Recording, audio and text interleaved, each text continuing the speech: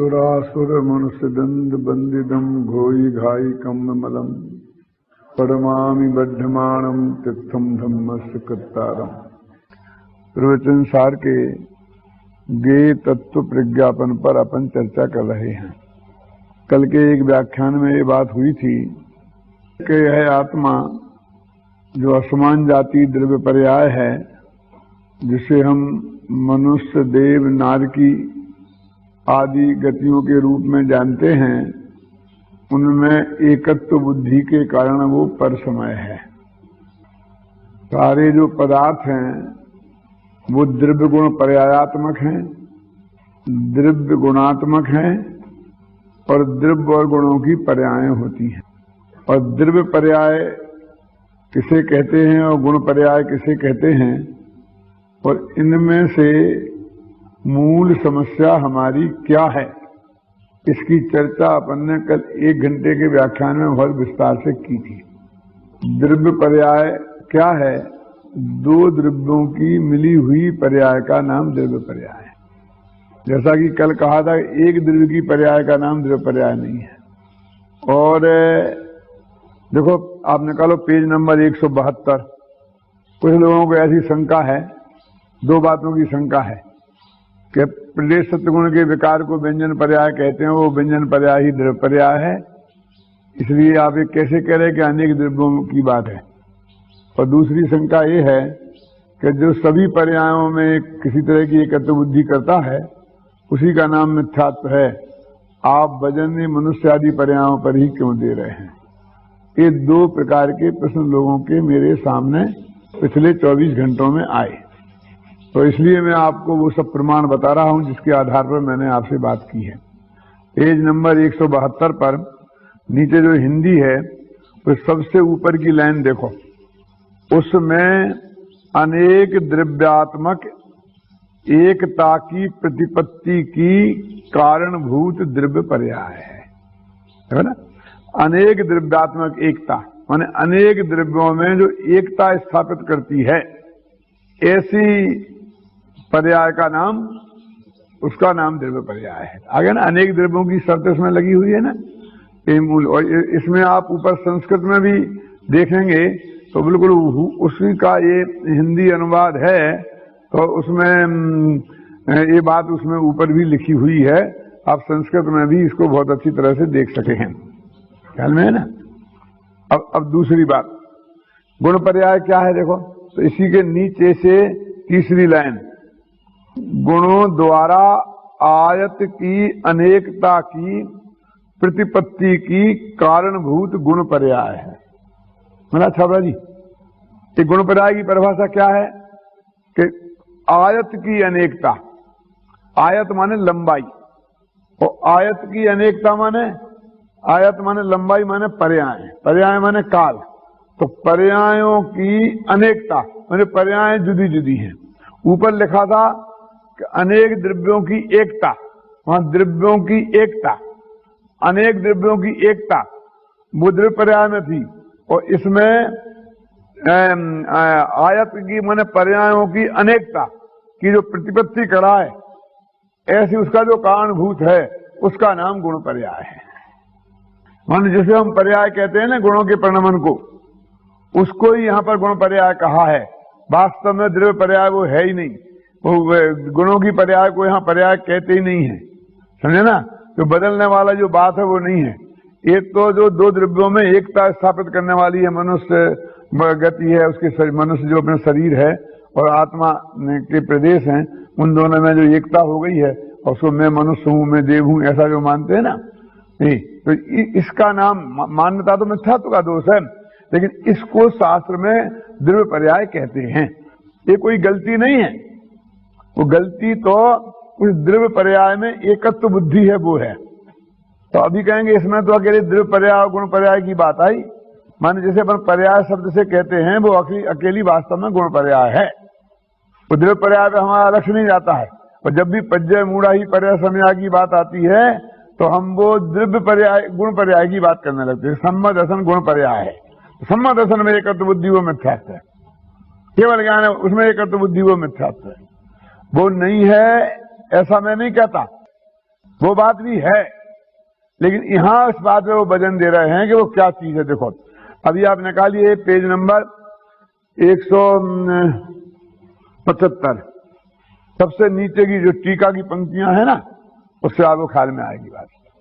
देखो, जो जीव पुद्गलात्मक असमान जातीय द्रव्य पर्याय का, जो कि सकल अविद्याओं का मूल है, उसका आश्रय करते हुए यथोक्त आत्म स्वभाव की संभावना करने में नपुंसक होने से उसी में बल धारण करते हैं, अर्थात उन असमान जाति द्रव्य पर्यायों के प्रति बलवान हैं वे जिनकी निरलगल एकांत दृष्टि उछलती है, ऐसे यह मैं मनुष्य ही हूं, मेरा ही यह मनुष्य शरीर है, इस प्रकार अहंकार ममकार से ठगाए जाते हुए अविचलित चेतना विलास मात्र आत्म व्यवहार से च्युत होकर, जिसमें समस्त क्रियाकलाप को छाती से लगाया जाता है, ऐसे मनुष्य व्यवहार का आश्रय करके रागी द्वेषी होते हुए द्रव्य रूप कर्म के साथ संगतता के कारण वास्तव में परसमय होते हैं, अर्थात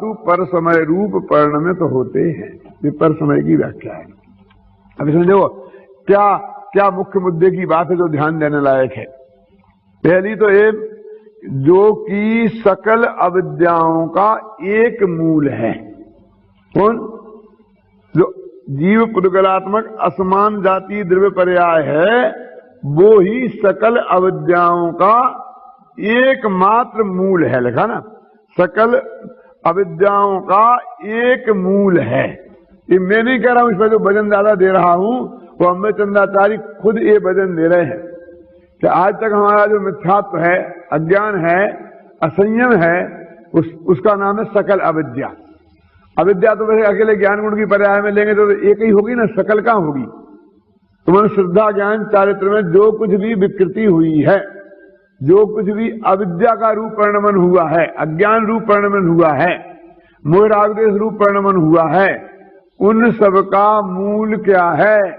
तो कहते असमान जातीय द्रव्य पर्याय। भले तो ये लिखा है इसमें। अब क्या कहते हैं कि जो सकल विद्याओं का अमूल है, ऐसी जीव पुद्गलात्मक असमान जातीय पर्याय का आश्रय करते हुए जो जीव, उसका आश्रय करने की समस्या है। केवल ज्ञान का आश्रय कर कौन रहा है? अगर देखिए, मैं आपसे पूछता हूं, इतने लोग यहां बैठे, इनमें कौन सम्य दृष्टि है वो हाथ उठाए? कोई हाथ नहीं उठाता। मतलब सम्य दर्शन में भी किसी की एकत्व बुद्धि नहीं है। मेरे कहने का मतलब ये है, केवल ज्ञान की बात तो बहुत जानो दो। क्यों अजय प्रसाद जी है ना, कि मैं सम्य दर्शन हूं, सम्य दर्शन मुझे है, यही मानने को तैयार नहीं है। सम्य दर्शन में हूं यही मानना नहीं है, तो केवल ज्ञान में हूं ये कौन मान रहा है? मैं सिद्ध हूं ये कौन मान रहा? बोलो क्यों जगनमल जी? लेकिन मैं मनुष्य हूं, मैं जगनमल हूं, मैं जैनी हूं, मैं व्यापारी हूं, समझे ना? मैं ये सब मान रहे, एक एक मान रहा है, क्या ना? तो सकल अविद्याओं का मूल क्या है कि असमान जाति द्रव्य पर्याय में एकत्व बुद्धि, उसे अपना जानना मानना और उसी के ध्यान में मगन है। सुबह से शाम तक चिंता लग रही है, 5 बजे से उठे हो और घोड़े जैसे दौड़ करके यूनिवर्सिटी में दौड़ के आए हो कोमल चंद जी साहब, वो काय के लिए दौड़ के आए हो? केवल ज्ञान के लिए, सम्य दर्शन के लिए? ये असमान जाति द्रव्य पर्याय और 10-5 साल चल जाए आसानी से, क्यों क्यों? तो क्या लिखा? मैं नहीं कह रहा हूं, इसमें से हमारा ध्यान हट गया है और वही चीजें ज्यादा दिखने लगी हैं। गुरुदेव ने तो कहा था, आप वाक्य निकाल के भी मुझे बता सकते हो, गुरुदेव ने देखो ऐसा कहा, इस पर वचन दिया, क्योंकि उसकी तरफ जगत का ध्यान ही नहीं था। अकेले इसी बात को समझते थे, इसलिए उनका ध्यान दिलाना जरूरत था। अब आवश्यकता से अधिक ध्यान चला गया क्या, तो उसका ध्यान, इस पर ध्यान दिलाना जरूरी हो गया। देखो, अपने बेटे की शादी होके आए और दिन भर वो बहू के कमरे में ही घुसा रहे, तो माँ बाप को थोड़ा सा समझाने का विकल्प आएगा कि नहीं कि भाई तुम्हारी शादी हो गई है, जिंदगी में साथ में ही रहना है, लेकिन थोड़े रिश्तेदार वगैरह आते हैं और सब बात जरा अच्छा नहीं लगता है, तो तुम जरा थोड़े सबके साथ बैठा उठा करे। मेहमान आए हैं तुमसे मिलने के लिए, अभी सब बैठक में बैठे हैं और तुम कमरे में घुसे हो, ये अच्छी बात तो नहीं है। समझाते कि नहीं समझाते? और वही लड़का यदि अपनी पत्नी से बोले ही नहीं और बात ही नहीं करे, क्यों? तो उन्हीं माँ बाप के माथे पे 3 साल पड़ जाते हैं, कभी क्या करे, अभी इसे क्या होगा, क्यों? तो वे ये समझाने लगते हैं कि प्रेम से रहो, खेलो, खाओ, घूमो फिरो जरा, ऐसा क्या तुम दिन भर में बैठे तो धंधे पानी में लगे, तो धंधा पानी तो जिंदगी भर होता ही रहेगा, थोड़ा घूम फिर के आओ, सिनेमा चले जाओ। अरे ये सारी जिंदगी सिनेमा जाने को रोकते थे, अब सिनेमा भेज रहे हैं, क्यों? एक केशव नाम का कवि हुआ है, उसने एक वैराग्य शतक टाइप की कोई किताब लिखी थी, इसमें वैराग्य का वर्णन बहुत था, ऐसी कोई किताब लिखी थी। और उस वैराग्य के सब लोग पढ़ते थे तो सारे घर वाले इतने वैरागी हो गए कि उनका बेटा भी इतना वैरागी हो गया कि वो पत्नी की तरफ आंख उठा के भी नहीं देखता था। तो उस लड़के की बहू बहुत चिंतित हुई, लेकिन वो भी कवि थी, बहुत अच्छी विद्वान थी, कवि थी। तो उसने एक छंद लिखा अपने ससुर के नाम चिट्ठी में कि केशव पुत्र वधू, इसमें लिखा है केशव की पुत्र वधू ने ये लिखा, क्या लिखा कि उस घर में एक बकरा बकरी था और बकरा जरा जोम में चढ़ रहा था, उसका होगा अपने समय जो होता है ना विषय कसाय का समय, तो उसकी उद्दंडता देखकर तो लिखा कि हे ससुर जी, आपने वैराग्य के शतक लिख लिख करके घर में ऐसा वातावरण कर दिया है, तो एकाध कोई ऐसी कविताएं भी तो लिखो कि तुम्हारे बेटे की हालत इस बकरे जैसी हो जाए। ऐसा ऐसा छंद है, छंद तो मैं भूल गया हूं, क्या जब मैं पढ़ता था ना तब मैंने पढ़ा था, तो केशव पुत्र वधू ऐसा लिखते, वो बहुत बढ़िया सवैया है क्या। और फिर उससे वो उनकी समझ में कुछ आया तो उनने श्रृंगार की कविताएं लिखी तो वो नॉर्मल हो गया क्या। तो ये तो भाई ये कोई विरुद्ध बात नहीं है कि गुरुदेव ने यदि उस पर वजन दिया और मैं इस पर वजन दे रहा हूं, तो ये गुरुदेव का विरोध नहीं है, क्योंकि लोगों का केवल ज्ञान पर्याय भी पर्याय है और उसमें एकत्व बुद्धि भी मिथ्यात्व है। ये बड़े बड़े पंडितों के ख्याल में भी बात नहीं थी। सन्मादर्शन भी एक पर्याय है और उसमें एकत्व बुद्धि भी मिथ्यात्व है, ये बात किसी के ख्याल में नहीं थी। इसलिए उन्होंने ध्यान दिलाया और ध्यान दिलाने के बाद में भी लोग स्वीकार करते नहीं थे, इसलिए खूब तर्क युक्तियां दे देकर उस बात को सिद्ध किया। अब उनके ही पुण्य प्रताप से ये हालत हो गई है कि सब उसी को मानने लग गए हैं, और जो असली जो सकल अविद्याओं का मूल है, ऐसी जो मनुष्य जाति जो आसमान जाति द्रव्य पर्याय है, उस द्रव्य पर्याय में एकत्व बुद्धि को समझते हो तो स्थूल बातें हैं। बड़े पंडित तो उसको कहने में ही अपने को शर्म महसूस करते हैं, क्योंकि ये स्थूल कथन है। तो अमृतचंद्राचार्य छोटे पंडित थे कि बड़े पंडित थे, और प्रवचन साहब छोटा ग्रंथ है कि बड़ा ग्रंथ है। इसमें लिखा है देखो कि सकल अविद्याओं का मूल है। क्या है सकल अविद्याओं का मूल? एक असमान जातीय द्रव्य पर्याय, दो द्रव्यों की एकता की प्रतिपत्ति कराने वाली असमान जातीय द्रव्य पर्याय सकल अविद्याओं का मूल है ना? है। अब आगे देखिए,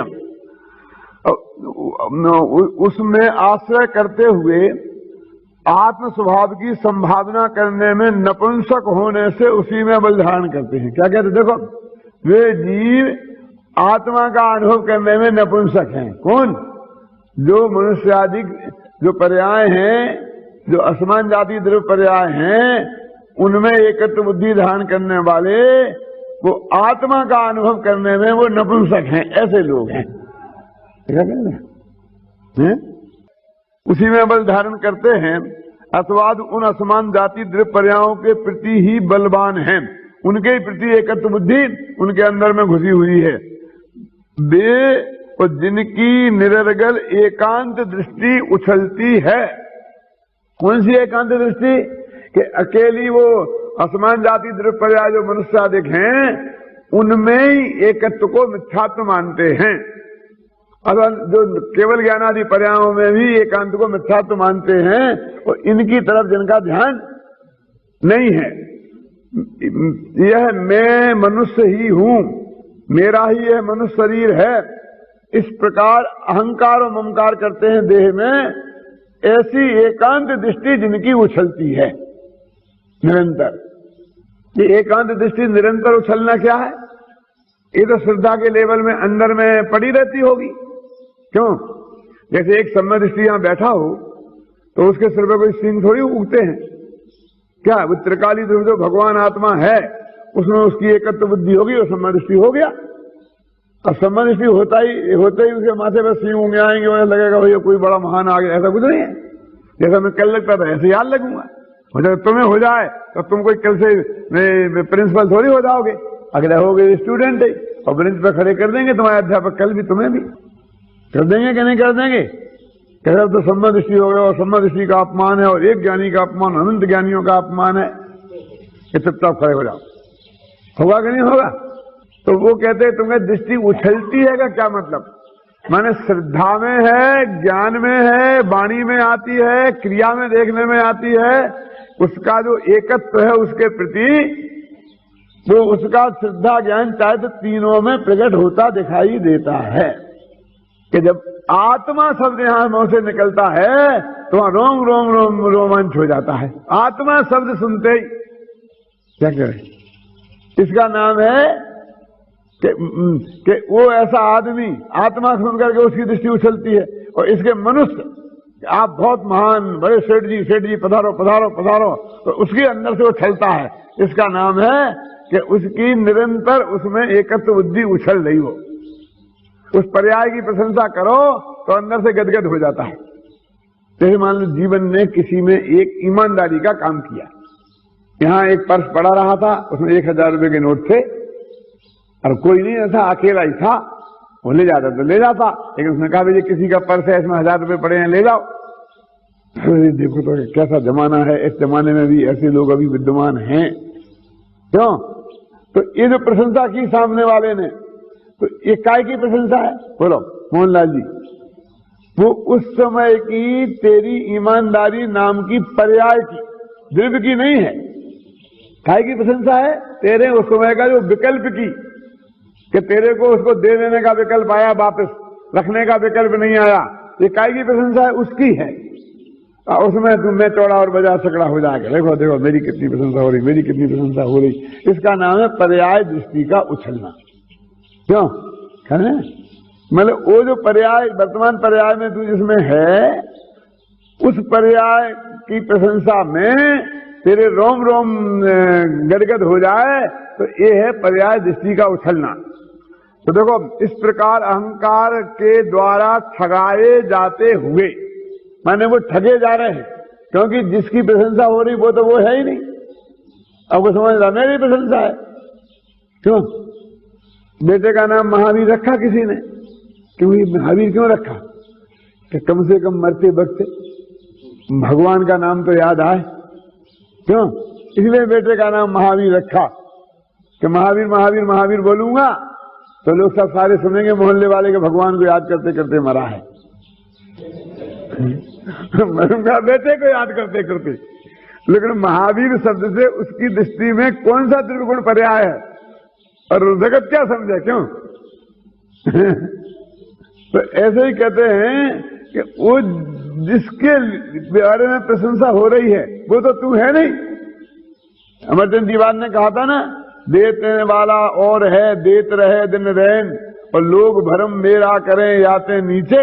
देने वाला तो उनके पुण्य का उदय है।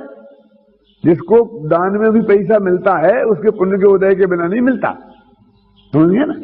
तो देने वाला तो उसके पुण्य का उदय है, और लोग मेरे से कहते हैं आपने दिया आपने दिया, इसलिए मुझे शर्म आती है कि मेरा झूठा नाम बदनाम हो रहा है। तो उस पर्याय की प्रशंसा में जो इसका उत्साह बढ़ता है, वो उत्साह उसका नाम है कि वो ठगाया जा रहा है। कौन ठगाए? किसी को ठग नहीं रहा है वो खुद ठगाया जा रहा है। देखो कुछ क्या करते हैं, अविचलित चेतना विलास मात्र जो आत्म व्यवहार है। आत्मा का व्यवहार तो क्या है कि अविचलित जो चेतना है उसमें ही रमना। माने ज्ञानानंद स्वामी जो भगवान आत्मा है, अविचल चेतना, ये जो है ना, ये तो चलायमान चेतना है। जो पर्याय रूप चेतना है ना, कर्म चेतना, कर्म फल चेतना और ज्ञान चेतना, ये तो पर्याय रूप चेतना है। जो अंदर में अविचल चेतना है ना, ज्ञान, उसमें उसका विलास, उसमें और उन गतियों के शरीर सारा क्रिया कांड को नहीं करता है तो मिथ्या दृष्टि है, ऐसा कहने वाले तो गली गली में मिलेंगे। ये प्रचनसार ये कह रहा है कि ये सब मनुष्य व्यवहार है और जिसने छाती से लगाया है वो असमान जाति द्रव्य पर्याय में एकत्व बुद्धि वाला है। क्या इसे क्या? तो ज्ञानी जनों के ऐसा व्यवहार नहीं होता है। ऐसा सच्चा व्यवहार ज्ञानी जनों के ही होता है। तो इस क्रियाकांड को छाती से नहीं लगाते हैं, क्रियाकांड तो उनके भी होता है। भगवान के प्रति भक्ति का भाव भी होता है, ध्यान देने का भाव भी होता है, जिनवाणी को घर घर पहुंचाने का भाव भी होता है। ख्याल में सब भाव ज्ञानी के होते हैं, लेकिन इसमें उनकी रंच मात्र भी एकत्व बुद्धि नहीं है। ऐसे करने से मैं धर्मात्मा हो गया, ये रंच मात्र नहीं मानते हैं। और उस वक्त जो उनकी आत्मा में एकत्व बुद्धि है, आत्म चेतना विलास मात्र में जो एकत्व बुद्धि है, उसमें जो उत्साह है उनका अंदर से, वो उनका धर्म की क्रिया है। वो इस बात को अच्छी तरह से जानते हैं। होता तो सब में लोग साहब तो तीव्रता उनमें होती, मंदता उनमें होती। तीव्रता मंदता तो उदय के अनुसार समय समय पर, जैसी समय दृष्टि को भी तीव्र हो सकता है, मिथ्या दृष्टि को मंद हो सकता है, कभी कभी मिथ्या दृष्टि को भी तीव्र हो सकता है और समय दृष्टि को भी मंद हो सकता है। ऐसा कुछ नहीं है। उसका नियम अंदर के आत्मा में एकत्व बुद्धि रूप सम्मा दर्शन से कोई नहीं है। वो तो उदय के अनुसार जैसा होता है वैसा हो जाता है। ख्याल में है ना? ऐसी बात है। तो इस तरह जो मैं आपसे कहना चाहता था, जो भावार्थ में पढ़ो, मैं मनुष्य हूँ, शरीर आदि की समस्त क्रियाओं को मैं करता हूँ, स्त्री पुत्र धनादि ग्रहण त्याग का मैं स्वामी हूँ इत्यादि मानना से मनुष्य व्यवहार है। मात्र अविचलित चेतना वह मैं ही हूँ ऐसा मानना, परिणमित होना वह आत्म व्यवहार है। तो ये जो यहाँ पर वचन दिया है वो सबसे ज्यादा असमान जाति द्रव्य पर्याय में वाले को ही पज्जय मूढ़ा ही पर समय कहा है। अब मैं ये कहता हूं कि जब यहाँ इसे वचन दिया और वैसा ही अस्तित्व और अनंत पदार्थों में है, अनंत के जितने पदार्थ लोक में हैं उनका भी वैसा ही अस्तित्व है। तो वो अस्तित्व समान हुआ। इस समानता के आधार पर, महासत्ता के आधार पर, और उसमें एकता की कल्पना करना, उसका नाम है सादृश्य अस्तित्व। उस सादृश्य शब्द ही पड़ा हुआ है कि समानता के आधार पर जो एकता की बात है, हम तुम एक से हैं इसलिए एक हैं। अब यहां पर एक कह रहे हैं इसका स्वरूप बता करके कि उस सादृश्य अस्तित्व के बल पर कि हम और तुम एक ही हैं, तो स्त्री पुत्रादि को अपना मान ले तो मिथ्या दृष्टि हो जाएगा। तो सादृश्य शास्त्र की बात है। तो कहते स्वरूप अस्तित्व को छोड़े बिना, स्वरूप अस्तित्व का ज्ञान करके उसमें एकत्व बुद्धि को छोड़े बिना, उसके बाद में उसी के समान जो दूसरे चीजें हैं उनमें एकत्व समझना। एकत्व समझना माने ज्ञान करना। जैसे कि मनुष्य की दृष्टि से तो हम सब मनुष्य हैं, हम सब जीव हैं, तो हम सब द्रव्य हैं, तो ऐसे कई तरीके से हो सकता है वो। तो जो सबसे बड़ा है, जिसके बाद में कोई बड़ा नहीं हो, उसको बोलते हैं महासत्ता। तो ये सब कि मैं हूं और आप हैं तो सब हैं, सब हैं। और अब बीच बीच के जो ये बनते हैं कि सब मनुष्य हैं, सब त्रिंश हैं, अथवा जो सब जीव हैं, ये सब अवान्तर सत्ता कहलाते हैं। और ये अवान्तर सत्ता महासत्ता से लेकर स्वरूपास्तित्व तक अनंत प्रकार की हो सकती है। कैसे हो सकती है? कि जब हमारे द्रव्यगुण पर्याय के बाहर सीमा में हम निकलेंगे और एक भी दूसरे द्रव्य के साथ में हमने किसी आधार पर एकता स्थापित की तो वो सब अवान्तर सत्ता कहलाएगी। क्या? हम अपने पिताजी के 2 लड़के हैं, हम 2 भाई हैं, तो हम बोले कि हम दोनों एक हैं, तो हम 2 में एक किया ना, हमने 2 में एकत्व किया, तो यहां से लेकर तो सारा जगत को अपने में समेट ले, वहां तक जाकर के वो एक ही हो जाएगा। तो अवान्तर सत्ता कहलाती है, अवान्तर सत्ता कहलाती है, महासत्ता और अवान्तर। अब स्वरूपास्तित्व, स्वरूपास्तित्व वो तो होगा सादृश्य अस्तित्व के भेद। अब जो स्वरूपास्तित्व है वो अपने द्रव्यगुण पर्याय के भीतर भीतर ही होता है। अब देखिए, अपने द्रव्यगुण पर्याय के भीतर भीतर जो स्वरूपास्तित्व होता है, तो ये अपने देखा सत्ता स्वरूप नाम की एक किताब है, पूरा सत्ता का स्वरूप लिखा ना, सत्ता माने अस्तित्व गुण, उत्पाद व ध्रुव युक्तम सत, सत्ता माने गुण पर्याय व द्रव्यम, गुणों पर्याय वाला द्रव्य है, इसका नाम सत्ता है। उत्पाद व ध्रुव से सहित है, इसका नाम सत्ता है। इस सत्ता से कोई अलग चीज नहीं है, चाहे सत्ता कहो चाहे अस्तित्व कहो, वस्तु का स्वरूप अस्तित्व कहो चाहे सत्ता कहो। तो वो ये कह रहे हैं कि ये जो सत्ता है वो द्रव्य से पृथक है कि अपृथक है। एक समस्या खड़ी हुई। अब एक दूसरा विषय थोड़ा सा गंभीर है उसे, क्योंकि सत्ता तो एक गुण का नाम है, अस्तित्व गुण का नाम सत्ता है, और द्रव्य तो अनंत गुणों के पिंड का नाम है। तो वो सत्ता और द्रव्य भिन्न भिन्न हैं कि इकट्ठे हैं।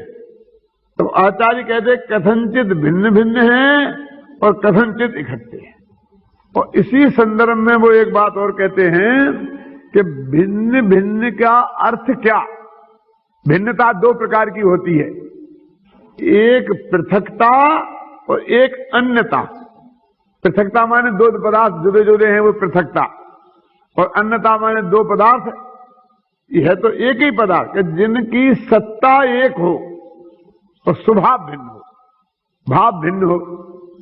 सत्ता एक हो उनमें होती है अन्यता, और जिनकी सत्ता अलग अलग हो उसमें होती है पृथकता। भिन्नता तो दोनों को ही बोलते हैं।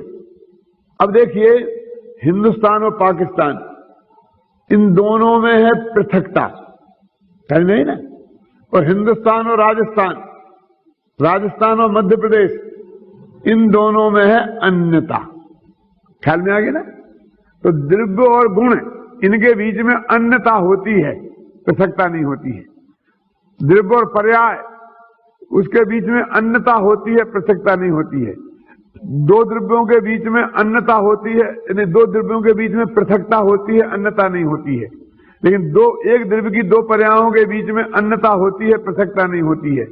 एक द्रव्य के दो गुणों के बीच में अन्यता होती है, पृथकता नहीं होती है। ठीक है। अब मैं एक प्रश्न पूछता हूं कि मेरा ज्ञान गुण और आपका दर्शन गुण, इनमें पृथकता है कि अन्यता है? अन्यता, पृथकता है, क्योंकि आपका दर्शन गुण लिया और मेरा ज्ञान लिया ना। कि मेरा ही ज्ञान और मेरा ही दर्शन लेते तो अन्यता होती। सवाल दो द्रव्यों के बीच का मामला हो गया, तो ज्ञान में भी पृथकता होगी। मेरा ज्ञान और आपका ज्ञान, इन दोनों में पृथकता है।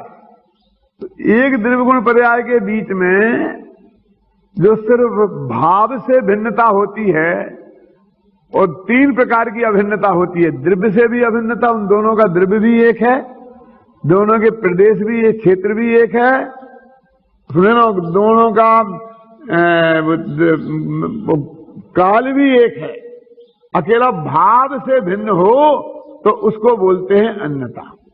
ज्ञान का जानने रूप भाव है और दर्शन का देखने रूप भाव है, ये अन्यता। ये नियम है इसका। और अपन तो ऐसा कोई प्रयोग करते नहीं, चाहे जहां अन्य लिखते हैं चाहे जहां भिन्न लिख देते हैं। वैसे मैंने थोड़ा प्रयोग करने की कोशिश की थी, लेकिन वो बाद में सफल नहीं हुई, तो मैं सारे आगम में तो अपन भी चलने दो ऐसा। तो कहां की थी बताऊं मैं। देह देवल में रहे पर देह से जो भिन्न है राग जिसमें, किंतु जो उस राग से भी अन्य है। समझ में आया ना। यहां भिन्न क्यों नहीं लगा, वहां अन्य क्यों नहीं? तो देह से तो भिन्न है, क्योंकि देह और आत्मा तो दो द्रव्य हैं, और राग और आत्मा दो द्रव्य नहीं है। समझ गया ना। इसलिए राग द्रव्य में और आत्मा में से अन्य है। अब गुण भेद से भी अन्य है लिखना चाहिए था, लेकिन वहां भी लिखा गुण भेद से भी भिन्न है, क्योंकि कर देता अन्य। लेकिन सब जगह तो भिन्नता तो दोनों अर्थ में आती है ना, वो पृथक शब्द थोड़ी प्रयोग किया। लेकिन गुण भेद से भिन्न में अलंकार है, उच्चारण में सुविधा है। भेद और भिन्न है ना, भाभा का प्रयोग है ना, इसलिए उच्चारण में सुविधा रहती है। इसलिए गुण भेद से भिन्न नहीं रखा फिर गुण भेद से भी भिन्न है, पर्याय से भी पार है। लेकिन क्या किया, क्यों किया, वो सब सोच के रखा है। क्या संभव है, नहीं हुआ है, इसमें क्या किया। तो इसलिए भिन्नता और अन्यता तो इसमें दिया है। इसमें जो मैंने कल आपको बताए थे वो आपको देखने के लिए कहाँ निकालो, पेज नंबर है।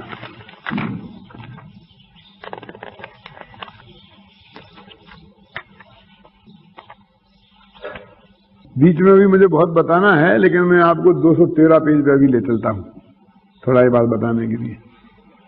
गाथा है 106।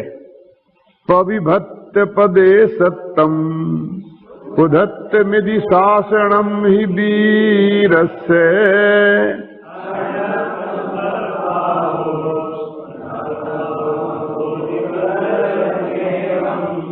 तो क्या कहते हैं, कोई विभक्त प्रदेशत्व वो पृथकत्व का लक्षण है। देखो, पविभक्त देशत्वम, विभक्त प्रदेशत्व, पुद्धत्व मिधि वो पृथकत्व है। जिनके प्रदेश जुदे होते हैं उन्हें पृथक बोलते हैं, है ना। ऐसा वीरस्य शासनम भनियम, ऐसे भगवान महावीर के शासन में ये बात कही है। और अन्यत्व क्या है, अन्यत्वम अतद भावो, अतद भाव को अन्यत्व कहते हैं।